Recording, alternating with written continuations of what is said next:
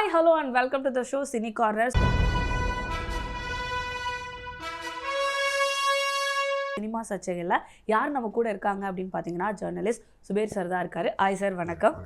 வணக்கம் sir. And இன்னைக்கு நம்ம என்ன பேச போகிறோம் அப்படின்னு பார்த்தீங்கன்னா, ஸோ ரீசெண்டாக ஆர்கே அண்ட் கமலஹாசன் அவங்களுடைய படத்தை பற்றி அண்ட் ட்ரீசர்லாம் ரிலீஸ் ஆச்சு இல்லையா? அந்த படத்துக்கு ஏன் சார் நெல்சன் டைரக்டராக இருக்காரு? இல்லை, முதல்ல இந்த படத்தை பண்ண வேண்டியது லோகேஷ். எல்லாருக்கும் தெரியும், லோகேஷ் தான் பண்ணுறதா இருந்தது.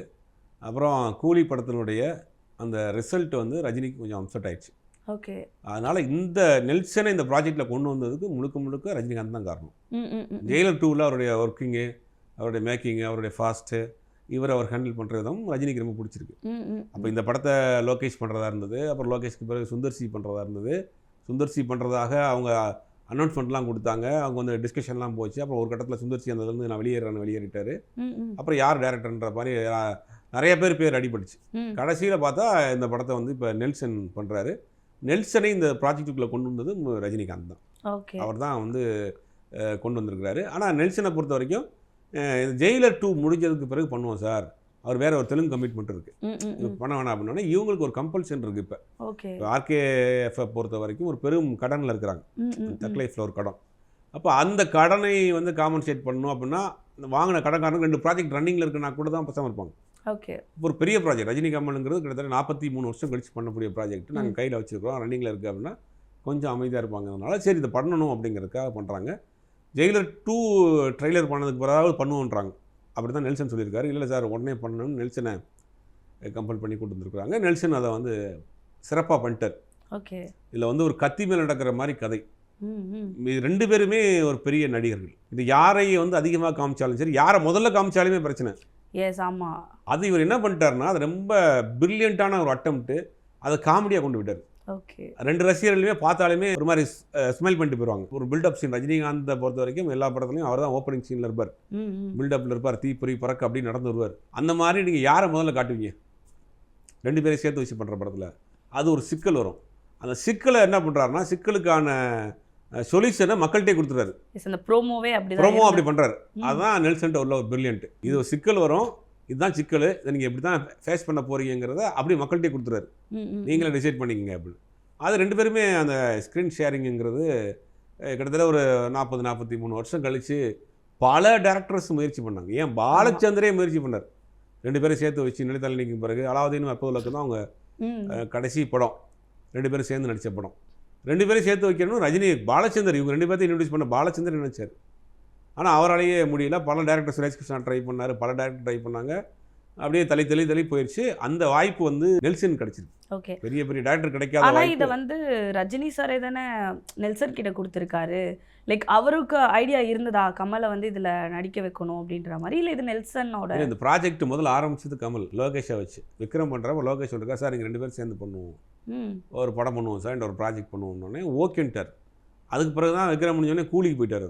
ஓகே. கூலி முடிஞ்ச பிறகு சரி பண்ணுவோன்ற மாதிரி தான் பிளான் இருந்தால் கூலி ரிசல்ட் ரஜினிக்கு ஒரு பெரிய அப்செட். அப்போ நெல்சன் வேணாங்கிறது அவர் ஒரு முடிவு பண்ணுறாரு, வேறு டேரக்டர் பண்ணுவோம். அப்போ இந்த ப்ராஜெக்ட் ஸ்டார்ட் பண்ணி விட்டது லோகேஷ். 2 பேரும் சேர்ந்து பண்ணுங்கிறத ஸ்டார்ட் பண்ணி விட்டது லோகேஷ். லோகேஷ் அந்த ப்ராஜெக்டில் இல்லை. அதுக்கு பிறகு ரஜினி 2 பேரும் பேசி உள்ளே வந்த பிறகு சுந்தர்சி வர்றார். சுந்தர்சியை கொண்டு வந்தது கமல். அதுக்கு பிறகு இப்போ நெல்சனை கொண்டு வந்தது ரஜினி. கடைசி ரஜினி கொண்டு வந்த டேரக்டர் தான் டேக் ஆஃப் ஆயிருக்கு. ஓகே. இவ்வளோ பிரச்சனை நடந்தது இந்த படத்தை. இப்போ இந்த படம் இப்போ இல்லை, இந்த வருஷம் எண்டில் தான் அநேகமாக ஆரம்பிப்பாங்க. அதுக்கு முன்னாடி நிறைய கமிட்மெண்ட் இருக்குது. ரஜினியோட சிபி சக்கரவர்த்தி பண்ணக்கூடிய ஒரு படமும் இருக்குது. அந்த படம் தான் ஃபஸ்ட் ஸ்டார்ட் பண்ண போகிறாங்க. அதுக்கு பிறகு தான் இந்த படம் ஸ்டார்ட் பண்ண போகிறாங்க. ஒரு கமிட்மெண்ட். அதுக்கடையில் இவருக்கு ஒரு படம் இருக்குது, லோகேஷுக்கும் சார் நெல்சனுக்கும் ஒரு தெலுங்கு ப்ராஜெக்ட் ஒன்று இருக்குது. அதெல்லாம் முடிச்சுட்டு இங்கே இந்த இயர் எண்டில் அந்த படம் ஆரம்பிப்பாங்க. ஓகே. அண்ட் இதில் எப்படி இருக்கும், லைக் ரஜினிகாந்த் யார், இதில் யார் வில்லன் யார் ஹீரோ, எப்படி இருக்கும் நினைக்கிறேன்? யார் வில்லன் யார் ஹீரோன்னு காமிச்சாலுமே சிக்கல் வந்துடும். அதனால் 2 பேருக்கும் ஈக்குவல் கேரக்டர். இப்போ கவுண்டமணி ஒரு காலத்தில் பீக்கில் இருக்கப்போ என்ன பண்ணார்னா, ஹீரோக்கு ஈக்குவலாக எனக்கு ஒரு கட் அவுட் வைக்கணுன்றார். மவுண்ட் ரோட்டில் பெரிய கட் அவுட் வைக்கிறது அப்போ ஒரு என்ன சொல்கிறார், அது ஒரு கிரேட் மாதிரி ஆள் உயிரை கட் அவுட் வைப்பாங்க. இப்போ அந்த கட் அவுட் கிடையாது, வைக்கிறது கிடையாது. அப்போ கவுண்டமணி என்ன சொல்லுவார், ஒரு படத்தில் கமிட் பண்ணுறாருன்னா எனக்கு அதை ஈக்குவலாக கட் அவுட் வைக்கணும், ஈக்குவலாக சீன்ஸ் இருக்கணும். ஹீரோ வர்றப்பெல்லாம் நானும் இருப்பேன். அதனால் நீங்கள் பார்த்தீங்கன்னா அந்த உள்ளே தலித்தா இவரும் ஹீரோயின் லவ் பண்ணுவார், ஹீரோயின் லவ் பண்ணுவார். அந்த மாதிரி பேராகவே இருக்கும் 2 பேரும். ஓகே. அப்போ பார்த்தீங்கன்னா இவர் எனக்கு ஒரு சாங்லாம் ஆக்கி சொல்லுவார், கவுண்டமணி. அப்போ அந்த என்னன்னா அது ஈக்குவலாக இருக்கும். அப்போ அது வந்து ஒரு ஒரு மாதிரி என்ன சொல்ல பேலன்ஸ் பண்ணுற மாதிரி இருக்கும். இப்போ இந்த படத்தில் என்ன பண்ணுவாங்கன்னா யார் வில்லன் ஹீரோவாக இருக்காது, 2 பேருமே ஹீரோவாக இருப்பாங்க. ஓகே. ஒருத்தர் ஹீரோவை காமிச்சு ஒருத்தர் வில்லனாக காமிச்சிங்கன்னா தப்பாக போயிடும். இவங்க 2 பேரும் சேர்ந்து வில்லனை ஃபைட் பண்ணுற மாதிரி இருக்கும். ஓகே. அப்படி தான் கொண்டு போக முடியும். ஏன்னா அந்த கதையை வேற மாற்றி கொண்டு போனீங்கன்னா தப்பாக போயிடும்.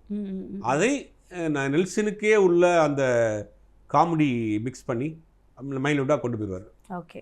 அண்ட் இதில் அனிருத் வர காரணம் என்ன? அனிருத்தை விட்டுட்டு கேமரா இல்லாமல் படம் எடுத்துருவார் கூட நெல்சன். அனிருத் இல்லாமல் பண்ண மாட்டார். ஓகே. அனிருத்துக்கும் அவருக்குமான ஒரு பாண்டிங் நல்லா இருக்கு. எப்பவுமே அந்த மியூசிக் டைரக்டர்ஸோடைய பாண்டிங் இருந்தால் தான் ப்ராடக்ட் நல்லா வரும். அப்போ தான் அவங்க வேவ் லென்த் முதல்ல புரியணும், பல்ஸ் புரியணும். தேவா மியூசிக் டைரக்டராக இருக்கிறப்ப அவர்கிட்ட வந்து என்ன பண்ணுவாங்கன்னா யாருனாலும் ஈஸியாக போய் அப்ரோச் பண்ணணும். இப்போ அசினேட்டராக இருக்கிறவங்க ஒரு கூட்டமே என்ன பண்ணுவாங்கன்னா தேவா சார்கிட்ட போய் ஒன்றே சார் அவர் படம் பண்ணுறேன் சார், ப்ரொடியூசரே இருக்காது, படம் பண்ணுறேன், ஆனால் நீங்கள் வந்து எனக்கு கமிட்மெண்ட் பண்ணிக்கங்கன்னா அவர் சரின்றவர். ப்ரொடியூசர்கிட்ட போய் என்ன சொல்லுவார், சார் நம்ம தேவா சாரை கமிட் பண்ணிட்டேன், என் கதையை கேட்டு ஓகேன்ட்டார், ஓகேன்ட்டார்ன்றாங்க. அவரை பொறுத்த வரைக்கும் அவர் ஃப்ளெக்சிபிளாக இருப்பார். அதனால் நிறையா புதுமை இயக்குநர்கள் தேவா கூட பண்ணுவாங்க. இதெல்லாம் சினிமா நடக்கும். அப்போ இவங்கள பொறுத்த வரைக்கும் என்னென்னா ஒரு ஃப்ளெக்சிபிள் இருக்குது, வேவ் லென்த் ஒரே மாதிரி இருக்குது. நெல்சன் என்ன ஃபீல் பண்ணுவாருங்கிறது அவங்களுக்கு தெரியும். அதனால் அவங்க 2 பேரும் பண்ணுறாங்க. நல்லா தான் இருக்குது அந்த காம்போ. ப்ரொமோலையும் சேர்த்து நடிச்சிடுறாங்க. இப்போ அதுவே ஒரு பெரிய படத்துக்கு அட்டென்ஷன் க்ரியேட் ஆகுது. அதனால் ட்ராவல் பண்ணி போகிறாங்க. ஓகே. அண்ட் இன்னொரு விஷயம் என்னென்னா அனிருத் வந்து லைக் ரஜினி சாருக்கு ரொம்ப க்ளோஸு, ஸோ கசின்லாம் வேறு. ஸோ இதில் வந்து எப்படி ரஜினி சாருக்கு பயங்கரமாக, ஏன்னா ஆல்ரெடி வந்து கமல் சார் கூட ஒர்க் பண்ணிட்டாரு, ரஜினி சார் கூட ஒர்க் பண்ணிட்டாரு.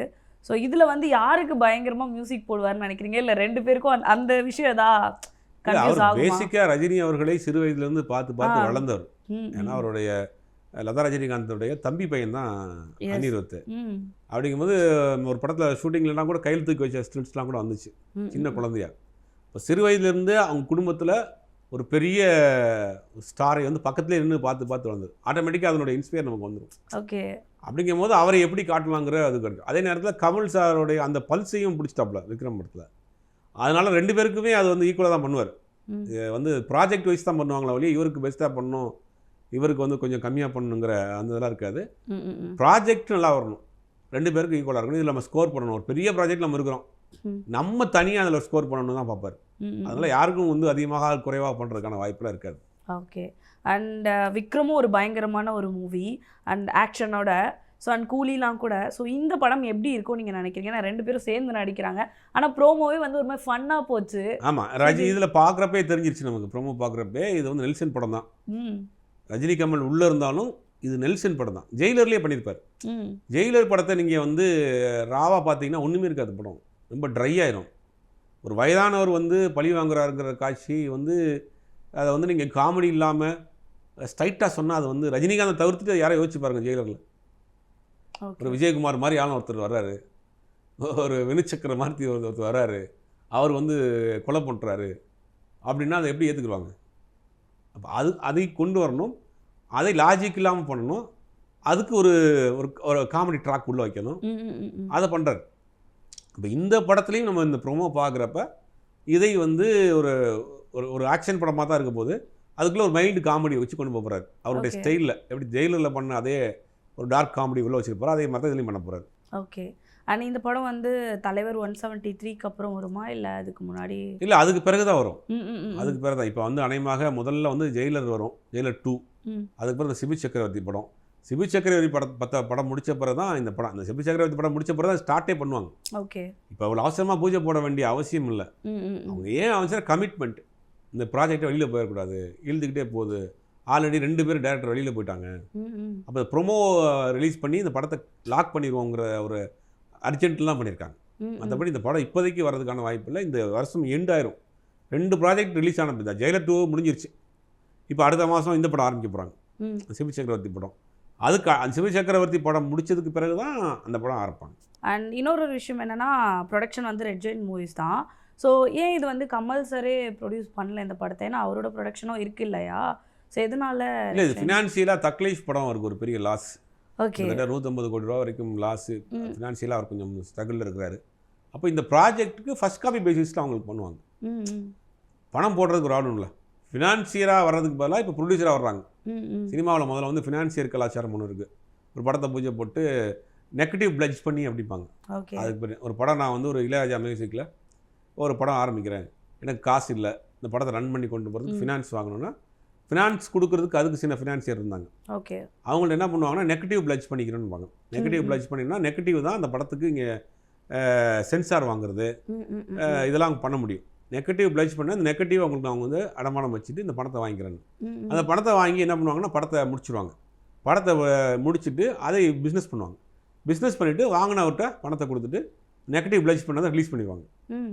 ரிலீஸ் பண்ணிட்டு படத்தை வந்து கொண்டு வருவாங்க. இதுதான் ஒரு ப்ரொசீஜர். இப்போ என்ன பண்ணுறாங்கன்னா ஃபர்ஸ்ட் காப்பி பேசிஸ்ன்னு வர்றாங்க. ம். நான் பணம் கொடுக்குறேன், எங்களை படத்தை முடிச்சு கொடுத்துருங்க. இப்போ 100 கோடி ரூபானா 110 உங்களுக்கு லாபம் சேர்த்து ஒரு 160 கோடி ரூபா 150 கோடி ரூபா கொடுத்துறேன். ம். படத்தை எங்களுக்கு முடிச்சு கொடுத்துருங்க, நாங்கள் பிஸ்னஸ் பண்ணிக்கிறோம். இது ஃபர்ஸ்ட் காப்பி பேசிஸ். இது Okay. கார்பரேட் கம்பெனிஸ் தான் ஆரம்பிச்சு விட்டாங்க முதல்ல. ம், ம், ம். இப்போ பார்த்தீங்கன்னா பிரமிட் சாய்மிரான்னு ஒரு கம்பெனி வந்துச்சு, பென்டஃபோர்னு ஒரு கம்பெனி வந்துச்சு. இவங்க என்ன பண்ணாங்கன்னா வெளி கம்பெனிக்கு கொடுப்பாங்க. ஓகே. எனக்கு ஒரு ப்ராஜெக்ட் கொடுங்க அப்படின்னா அவங்க அந்த பணத்தை வாங்கி அந்த ப்ராஜெக்டை முடிச்சு உங்கள்கிட்ட கொடுத்துருவாங்க. ம், ம், ம். அதை பிஸ்னஸ் பண்ணிக்கிறது இவங்க பண்ணிக்கிறாங்க. இப்போ ஆர்கேஎஃப்பை பொறுத்த வரைக்கும் கொஞ்சம் ஃபினான்ஷியலாக ஸ்ட்ரகிளாக இருக்குது. அப்போ அதில் ஜட்ஜெண்டோட ஜாயின் பண்ணி பண்ணுறாங்க. பிஸ்னஸ் அவங்க பண்ணுவாங்க. ஓகே.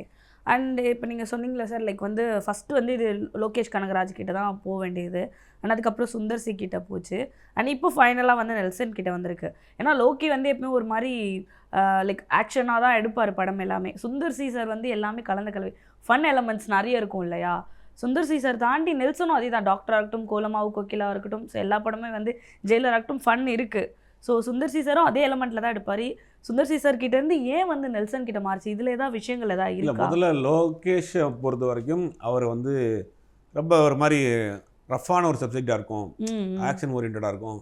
அப்படி வேண்டாம், ரொம்ப நாள் அந்த மாதிரி படமே பண்ணிகிட்டு இருக்கிறோம், ஒரு காமெடியாக ஒரு ஃபன்னியாக ஒரு படம் பண்ணணும்னு ரஜினி நினைக்கிறார்.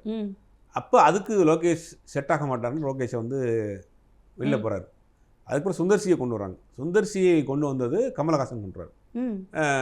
ரஜினி யோசிக்கிறார், ஏன்னா ஒரு பழைய டேரக்டராக இருக்கார், இப்போ உள்ள லெவலேருந்து கரெக்டாக பண்ணுவாருன்னொடனே அவர் இப்போ சமீபத்தில் வந்த படங்கள்லாம் பார்த்துட்டு ஓகே பண்ணிட்டார். ஓகே பண்ணிட்டு அந்த ப்ராஜெக்ட் டேக் ஆஃப் ஆகுது. இவங்க 3 பேர் நின்று ஒரு ஃபோட்டோஸ்லாம் கொடுத்து வெளியில் அனௌன்ஸ்மெண்ட்டும் கொடுத்தாங்க, இந்த நாங்கள் 3 பேர் சேர்ந்து பண்ண போகிறோன்னு. அதுக்குன்னா டிஸ்கஷன்லாம் நடக்குது. நம்ம இது அந்த படம் முதல்ல ரஜினிகாந்த் மட்டும்தான் பண்ணுறதா இருந்தது. அந்த படம் 2 பேர் சேர்ந்து பண்ணுற மாதிரி படமாக இல்லை. ஓகே. இவர் தனியாக பண்ணுற மாதிரி இருந்துச்சு. அப்புறம் என்ன பண்ணாங்க, அந்த படத்தை இதில் மிங்கிள் பண்ணிடலான்றாங்க. முதல்ல ஸ்கிரிப்டை பண்ணுங்க, 2 பேர் சேர்ந்து பண்ணலாமா இல்லை தனியாக பண்ணலாமான்னு இவர் ஒரு ஸ்கிரிப்ட் பண்ணுறதுக்காக இவருக்கு ஐடியல் பீச்சில் ரூம்லாம் போட்டு கொடுத்து சுந்தர்சிக்கு டிஸ்கஷன் போகுது. ஒரு 10 நாள் ஒரு வாரம் டிஸ்கஷன் போகுது. டிஸ்கஷன் போகிறப்ப சௌந்தர்யா தான் இவருக்கு உங்களுக்கு வந்து அந்த 2 பேருக்கும் மீடியேட்டராக இருக்கிறாங்க. ஓகே. இவர் சொல்கிற அந்த இதை போய் சொல்கிறது வைக்கிறது அப்படின்னு ஒரு சப்ஜெக்ட் ரெடி பண்ணி சொல்கிறாரு. அவர் ரஜினிக்கு அவர் பிடிக்கல, 2வது சப்ஜெக்ட் சொல்கிறார், கமல் அதில் கொஞ்சம் ஏதாவது கரெக்ஷன்றாரு. இந்த மாதிரி 2 பேருக்குள்ளேயே ஒரு நான்சிங்லே இருக்குது. அது ஒரு மாதிரி சுந்தர்சிக்கு ஒரு கட்டத்தில் படா போயிட்டார்.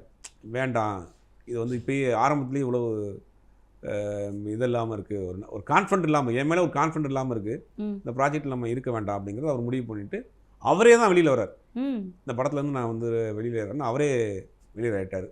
இதுதான் சுந்தர்சி வெளியேறதுக்கான காரணம். ஸோ இப்படி தான் வந்து நெல்சன் சார் சூஸ் பண்ணிடலாம். நெல்சன் சூஸ் பண்ணது ரஜினி.